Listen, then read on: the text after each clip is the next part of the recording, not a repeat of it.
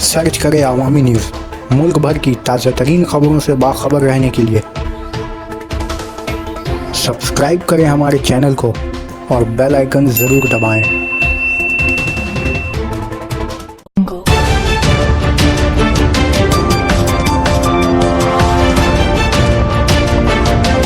ममता बनर्जी से एक मां ने अपने बेटे की मदद की गुहार लगाई। कोलकाता के SSKM अस्पताल में दाखिल एक मरीज की मां उस वक्त बिलक बिलक कर रोने लगी जब वहां अचानक वजीर आला ममता बनर्जी पहुंची, जिसके बाद वो खातून वजीर आला की कार के पास पहुंचकर अपने बेटे को बचाने की गुहार लगाई।